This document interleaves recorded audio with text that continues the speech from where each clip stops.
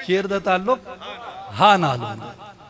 अब दाद समेटना शुरू कर दी। अब उनको तो सारी आमदी फिर दाद पे होती थी कि ऐसा शेर लिखो जिस पे दाद खूब मिले, ऐसा जुमला बोलो जिस पे दाद खूब मिले, ऐसी बात करो जिस पे दाद खूब मिले।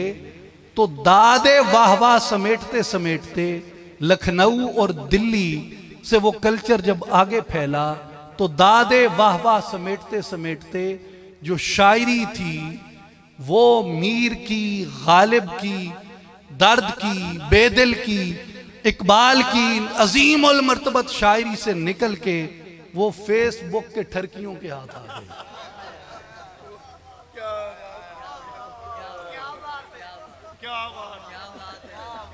तो इसलिए अब शायरी जो है वो ये हो गई है जो अब आपको नजर आती है। कई लोग शेर पढ़ते हैं, इकबाल का लिखा हुआ होता है जी, साथ इकबाल का फोटो होता है। मैंने कहा ये शेर जेड़ा लिखिया खले ना इकबाल दे फोटो नाल, ये अल्लामा इकबाल दा नहीं, ये मिस्त्री इकबाल दा शेर है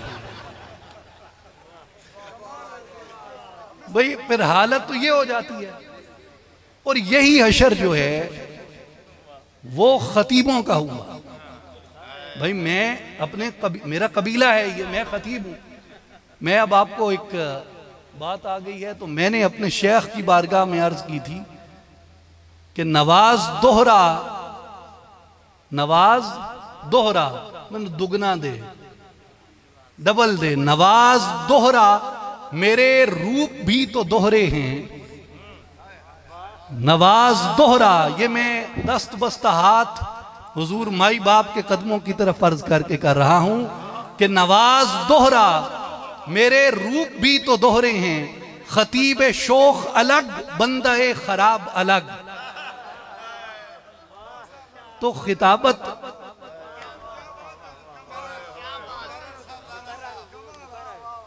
नवाज दोहरा मेरे रूप भी तो दोहरे हैं, खतीब शोख अलग, बंदे खराब अलग।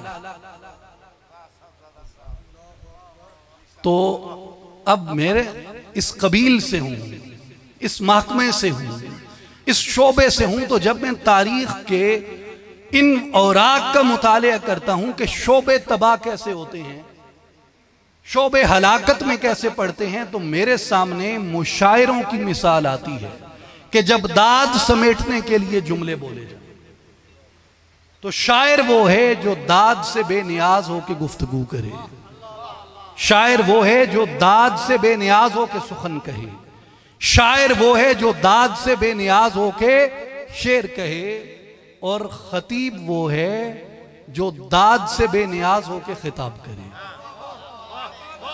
खतीब वो है जो दाद से बेनियाज होकर खिताब करे, और खतीब वो है जो दाद समेटने के लिए खतीबाना जुमले न फेंके, बल्कि जो उसके दिल में है और जिसे वो बरहक समझता है, कोई दाद दे न दे वो बयान करता जा रहा है। मुझे ये आदत नहीं है कि मैं किसी को कहूं कि जी आप मेरी गुफ्तगू पे मुझे दाद दें। सुभान अल्लाह तो पढ़ना चाहिए। 2 कलमे हैं, अल्लाह के यहां बहुत पसंद हैं, जुबान पे कहने में हल्के लेकिन मीजान पे भारी। तो कसरत से जिक्र तो बनता है, इसलिए जब गुफ्तगू सुनो तो कान इधर सुनते रहें, दिल अल्लाह की तस्बीह करता रहे, सुभान अल्लाह सुभान अल्लाह सुभान अल्लाह। वो ऊंची कहें या दिल में कहें, इससे मुझे तो फर्क नहीं पड़ता, लेकिन कई खतीबों को फर्क पड़ता है कि दाद ना हो तो अच्छा खिताब नहीं होता। वो सैयद नसीरुद्दीन नसीर चिराग गोलड़ा रहमतुल्लाह ताला अलैह फरमाते थे कि 2 लय होती हैं, एक लय कव्वाल की होती है, एक लय खतीब की होती है, और कहा एक तरी लय नोटां दी भी होती है। वो लय त्रुट वजे ते न कवाल टुरदे ते न खतीब टुरदे। तो इसलिए ये ले जो है ना, ले ये ना वेल की मोहताज होती है, ना दादे वाह वाह की मोहताज होती है। खतीब के पास मिंबर रसूल की अमानत है। किसी को पसंद आए तो भी कहता है, किसी को पसंद ना आए तो भी कहता है। कोई दिल में सुभान अल्लाह करता रहे तो भी कहता है, कोई ऊंची सुभान अल्लाह करता रहे तो भी कहता है। इसलिए अवाम की जो अब ये शायरी का मायार गिरा, किसने गिराया? दादे वाहवाह ने नहीं गिराया, शायरों की लालचे वाहवाह ने गिराया है। शायरों की लालचे वाहवाह ने गिरा। वाहवाह का लालच ना होता, कलाम का दर्जा नीचे ना आता। और अगर खतीबों को वाह वाह कहलवाने का और दाद लेने का शौक ना होता तो उनकी भी खिताबत नीचे ना आती। राजी से, गजाली से इस उम्मत की सफ़ें कभी खाली ना होती। उम्मत की सफ़ें ही इसलिए खाली हो गई कि फिर जुमलाबाजी करने वाले खतीब आ गए, यानी पॉपुलर स्टंट मारने वाले खतीब आ गए, तो अवाम भी उसी दर्जे पे चली गई। तो आलिम का काम ये नहीं है, माजरत मैं आपकी दिल आजारी के लिए नहीं कर रहा, ये इस्लाह और तरबियत की बात है कि आलिम का काम नहीं है कि वो अवाम के दर्जे पे आ जाए, बल्कि आलिम का काम यह है कि वो अवाम को अपने दर्जे पे ले आए। आलिम का क्या काम है कि वो अवाम को अपने दर्जे पे लेके आए, ना कि खुद अवाम के दर्जे पे चला जाए। तो अब ये हमने जो चीजें बयान की कि किन किन उमूर से दीन फैला, हिदायत फैली और गलबाए दीन हुआ, उसमें फातिहीन भी हैं, कुर्रा भी हैं, हुफ्फाज भी हैं, खत्तात भी हैं, कारीगर भी हैं, नात गो भी हैं, खतीब भी हैं, मुबल्लिग भी हैं, वाइज भी हैं, मुतकल्लिमीन भी हैं, मुहद्दिसीन भी हैं, मुफस्सिरीन भी हैं, फुक़हा भी हैं, मुज्तहिदीन भी हैं, शुआरा भी हैं, उदबा भी हैं, मुसन्निफीन भी हैं। मेरे भाइयों और बुजुर्गों, ये तमाम आला सिफात अगर एक जगह मुजतमे कर दी जाएं कि जहां दीन ने अपने गलबे की, अपनी हिदायत की, अपने फैलाव की, अपनी खुशबू और रंगों को समेट के कोई एक सूरत इख्तियार कर ली थी, तो वो इमाम अहमद रजा की सूरत थी, जिसके अंदर अल्लाह तबारक व तआला ने इन सारी सिफात को जमा कर दिया। इन तमाम सिफात का जो मजमा था उसे अहमद रजा खान कहते हैं। और मुझसे पहले हजरत शाह साहब जो फरमा रहे थे कि 4 बरस की उम्र, 6 बरस की उम्र, 13 बरस की उम्र, 17 बरस की उम्र, तो ये फैज आला हजरत रहमतुल्लाह अलैह को कहां से मिला? मेरे भाइयों और बुजुर्गों, मेरे दोस्तों और साथियों, ये वालिद का असर होता है, वालिद का असर होता है, वालिद की सोहबत का, वालिद के किरदार का असर होता है। आज जितने एतमाद से मुफ्ती मोहम्मद नसीरुद्दीन नसीर साहबजादा मोहम्मद अमीर सुल्तान का तारुफ करवा रहे थे, जिस कॉन्फिडेंस से, जिस एतमाद से कि आप इनसे सियासी इख्तिलाफ कर सकते हैं, पॉलिसियों का इख्तिलाफ कर सकते हैं, दीगर सियासी फैसलों पे इख्तिलाफ कर सकते हैं, लेकिन आप इनके किरदार पे उंगली नहीं उठा सकते।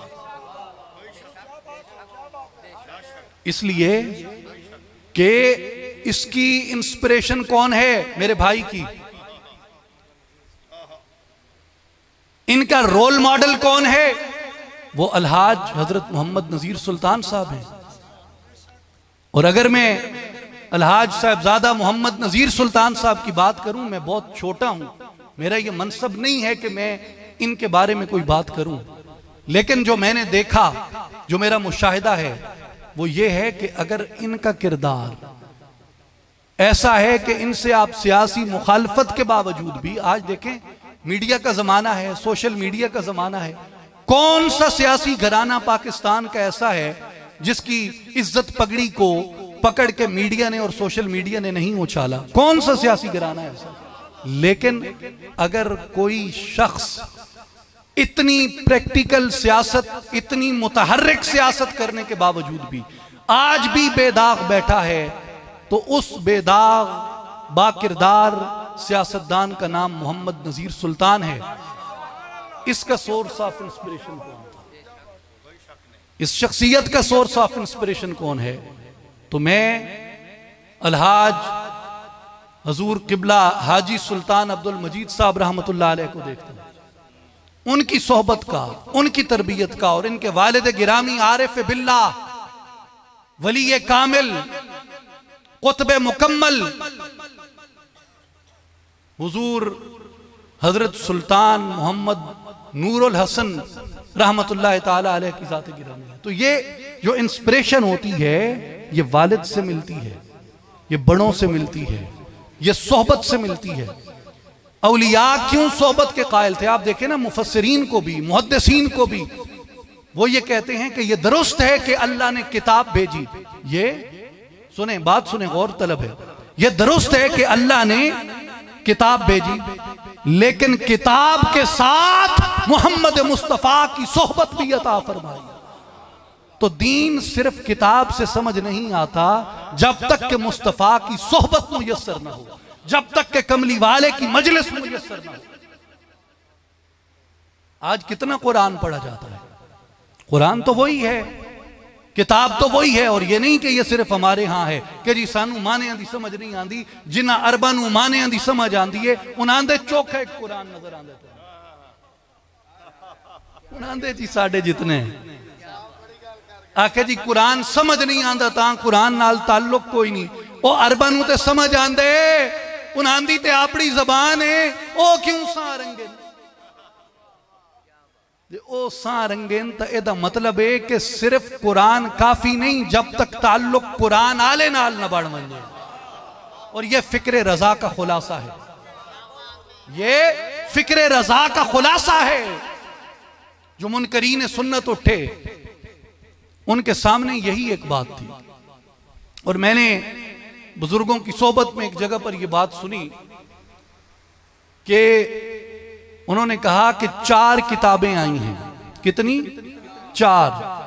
ज़बूर, तौरेत, इंजील, कुरान, 4 किताबें आई। 100 के करीब, लगभग 100 के करीब सहीफे आए। सुहफ़ इब्राहीम व मूसा, दीगर भी सुहफ़ का जिक्र है, सुहफ़ समाविया 100 के लगभग है। लेकिन अंबिया की तादाद कितनी है? कमो बेश 1,24,000। कितने? 1,24,000 घटो वध, कमो बेश। हुण कमो बेश 1,24,000 जेड़े 4 कुल किताबां आ गईयां, बाकी 23,99,996 ते 100 सहीफे 23,99,896 हो गए। ते बाकी अंबिया केड़ी शै नाल तरबियत की है? तो बुजुर्गां गल ये समझाई कि किताबां ते सहीफे मुख्तसर आए, लेकिन सोहबत ज्यादा अता की गई है। सोहबत ज्यादा अता की गई है। अगर सोहबत दाऊद और सुलेमान मुयस्सर न होवे तो ज़बूर समझ नहीं आंदी। अगर सोहबत मूसा मुयस्सर न होवे तो तौरात समझ नहीं आंदी। अगर सोहबत ईसा इब्ने मरियम मुयस्सर न होवे तो इंजील समझ नहीं आंदी। अगर सोहबत खातमुन नबिय्यीन मुयस्सर न होवे तो कुरान समझ नहीं आंदा। कुरान समझ आंदे कमली वाले दे नाल ताल्लुक होवे, कमली वाले दे नाल मुहब्बत होवे, कमली वाले दे नाल दिल लगो होयो ता कुरान जेड़ा है वो सीने ते खुल दे। तो पैगाम रजा आई, फिक्र रजा आई, कि मोमिनो जिथे अपने आप नूं तौहीद विच कामिल करो, तौहीद विच पुख्ता करो, उत्थे अपने ताल्लुक नूं मुहम्मद मुस्तफा अहमद मुजतबा सल्लल्लाहु अलैहि वसल्लम दी सोबत और संगत विच कमजोर ना होने दे। और फिर यही असर आपको आला हजरत इमाम अहल सुन्नत इमाम अहमद रजा खान रदी अल्लाह तआला अन्हु की औलाद में नजर आता है।